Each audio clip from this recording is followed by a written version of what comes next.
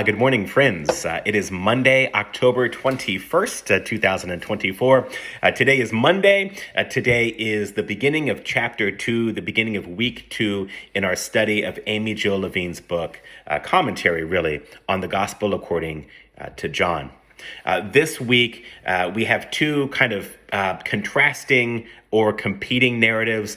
We meet Nicodemus, who is a leader of Judeans, perhaps a Pharisee, and then we meet a woman at a well, a Samaritan woman at a well. Now, I want to say a couple of things here that are a little bit of my own commentary. So I'm going to pull from AJ's text, but I want to also infuse a little bit of my own sort of commentary about this. And so the things that I want you to pay attention to this week, there's a lot of wordplay happening in John chapter 3 and John chapter 4, and we're beginning to sort of get used to this really kind of high-minded rhetoric from the Gospel's author. We saw this last week in the prologue, connecting this to big and transcendent ideas about light, about creation, about the logos. So we're really participating in kind of some rhetorical flourishes. And then we'll see some puns, some plays on words that happen in John chapter 3 and 4. So pay attention to that this week. See how those puns are working in the text. You know, it's interesting.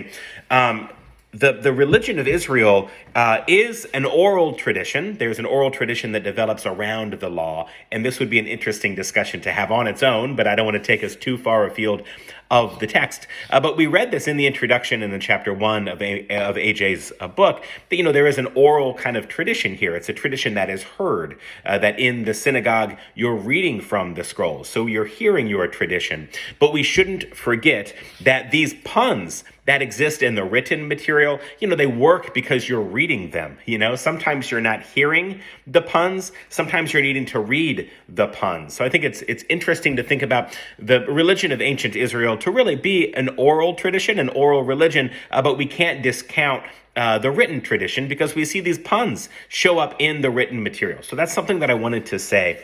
I also wanted to say, just from Adam's own commentary, that, you know, we're getting into a story here that makes me feel a little bit uncomfortable. And the reason for that is because Nicodemus, the poor guy, visits Jesus in the dark at night, in midnight, right? To be kind of covert about it. Nicodemus seems confused, seems to not really understand what Jesus' mission is and what he's about. Nicodemus seems not to understand the messages that Jesus is sending to Nicodemus. There's, you know, what do you mean to be born anew, to be born again, to be born from above? So pay attention to that. That fits into this whole wordplay and pun thing.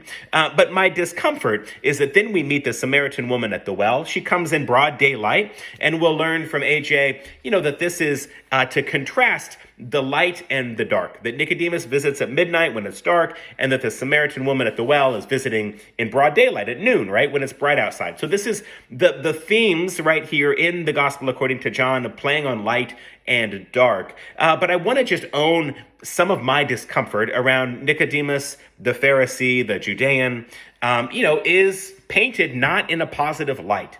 And so what do we do with some of this anti-Judaic rhetoric? And I think, unfortunately, Christian communities for thousands of years have used passages and stories like this in order to prop up a very supersessionist view that Jesus needed to come to interpret and to fulfill the scriptures of ancient Israel, that Jesus knew the correct way to interpret the text and what the mission was, and that these silly Pharisees were just getting in the way. The silly Pharisee Nicodemus seems not to be able to comprehend what's happening. And then we meet the Samaritan woman, and she gets it, you know?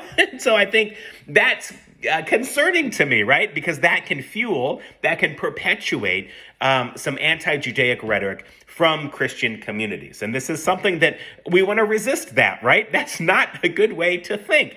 I think that we can appeal to the text itself to help to dismantle a little bit of this, okay? So what we remind ourselves of is that the Johannine community, the community to which this gospel was produced and the community that this gospel serves, that this is, it is a mixed audience of Jews and non-Jews. The reason we think that there are non-Jews in the audience is because, for example, certain Jewish rites and rituals are explained, like in the wedding at Cana, the clay jars that would be used for ritual hand washing. That's a blessing formulation of netilat yadayim. Still is a blessing formulation. There still is hand washing before a meal in observant communities.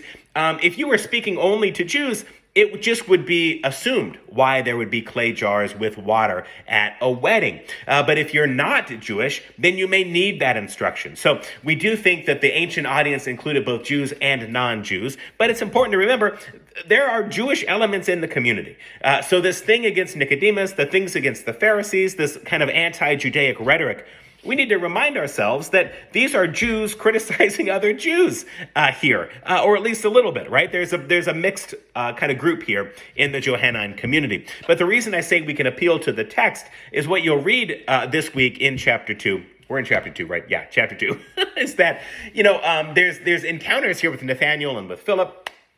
And that, there's this thing like, I didn't know that a good thing could come out of Galilee or a good thing could come out of Nazareth. But the person who says that is from the Galilee.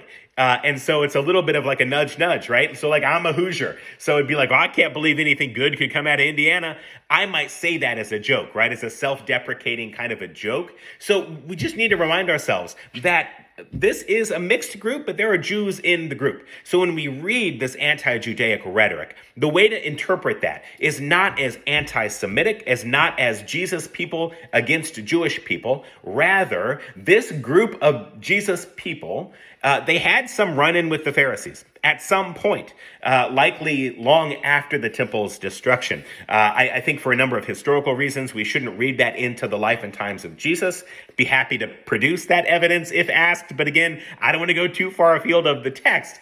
But what we should remind ourselves of is that this is sectarian sort of infighting. This is one Jesus group, who's thinking about a messianic idea, thinking about this kind of Jewish Jesus community, and they're in some dialogue with non-Jesus Jewish communities, namely the Pharisees. And as I've said on my blog, if you're a blog reader, this will be familiar to you, and if not, all good.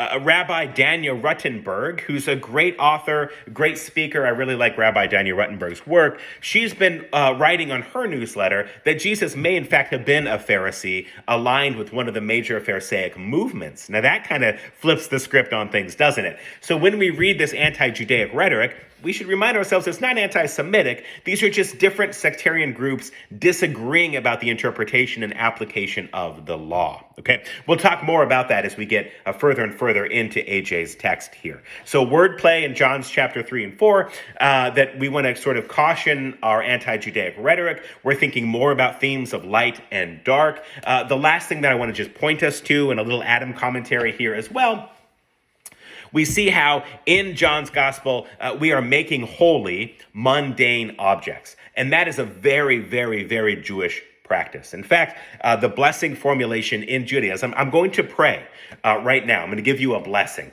And so if you are an observant Jewish follower, I'm going to pray right now and speak God's name in a prayer, but it's to be illustrative here.